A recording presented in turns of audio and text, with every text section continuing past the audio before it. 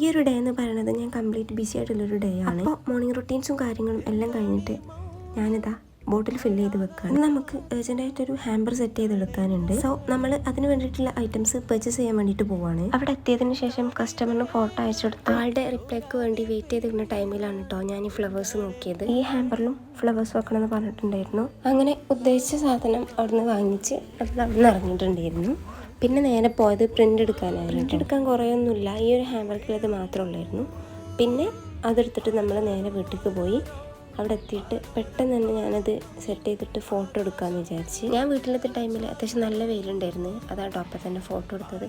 പിന്നെ ഈ ഒരു ഹാമ്പർ വന്നിട്ട് ഇന്ന് വൈകുന്നേരത്തിനാണ് കൊടുക്കാൻ പറഞ്ഞിട്ടുണ്ടായിരുന്നത്. ഈ ഒരു വർക്ക് തന്ന ആൾക്ക് ഈ ഒരു ഹാമ്പർ അല്ലായിരുന്നു പ്രധാനം, ഇതിൻ്റെ വീഡിയോ ആയിരുന്നു. വീഡിയോ ആണ് ഹസ്ബൻഡിന് അയച്ചു കൊടുക്കാനായിട്ടുള്ളത്. ഹസ്ബൻഡ് ഇവിടെ എല്ലാം പുറത്താണെന്നാണ് പറഞ്ഞിട്ടുണ്ടായിരുന്നത്. ഒരുപാട് ഐറ്റംസ് ഒന്നുമില്ല, ഈ ഒരു ബീഡ്സ് ഫ്രെയിമും പിന്നെ കുറച്ച് ഫ്ലവേഴ്സും ആണ് ഈ ഒരു ഹാമ്പറിൽ സെറ്റ് ചെയ്യാൻ പറഞ്ഞിട്ടുണ്ടായിരുന്നത്. ഞാൻ ഈ ഹാമ്പർ ചെയ്യുന്നത് ഫസ്റ്റ് ടൈമാണ്. അപ്പോൾ കസ്റ്റമറിന് ഓൾറെഡി ബഡ്ജറ്റ് ഫ്രണ്ട്ലി ആണ് പറഞ്ഞത്. അപ്പോൾ ഞാൻ ഈ ഹാമ്പറും കൂടെ പ്രിഫർ ചെയ്തപ്പോൾ ഓക്കെ എന്ന് പറഞ്ഞു. അങ്ങനെയാണ് നമ്മൾ ഈ ഒരു ഹാമ്പർ സെറ്റ് ചെയ്യുന്നത്.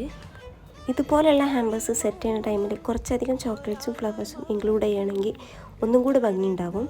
ഞാൻ ഈ ഹാമ്പറിനെ മാക്സിമം ലുക്കാക്കാൻ വേണ്ടി ശ്രമിച്ചിട്ടുണ്ട്. ലുക്ക് അയക്കണോ ഇല്ലെന്നൊക്കെ നിങ്ങൾ പറയും. ഇതാണ് നമ്മുടെ final look of the hamper.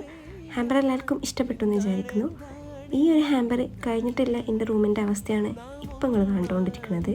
അങ്ങനെ ഹാമ്പർ അവിടെ സെറ്റ് ചെയ്ത് മാറ്റി വെച്ചിട്ട് ഞാൻ ബാക്കി ക്ലീനിങ്ങിന് വേണ്ടിയിട്ട് നിൽക്കുകയാണ്. റൂമെല്ലാം ക്ലീനാക്കി ബെഡെല്ലാം വൃത്തിയാക്കിയതിന് ശേഷം ഞാനിത് അടിച്ച് വരാണ് കേട്ടോ ചെയ്തിട്ടുള്ളത്. അങ്ങനെ അത് കഴിഞ്ഞിട്ട് പെട്ടെന്ന് തുടക്കം കൂടെ ചെയ്യുന്നുണ്ട്. അപ്പോൾ എല്ലാം കഴിഞ്ഞിട്ടില്ല നമ്മളെ റൂമിൻ്റെ ലുക്കൊന്ന് കാണിച്ചു തരാം. അപ്പോൾ ഇന്ന് ഇത്രയുള്ളൂ. ബൈ.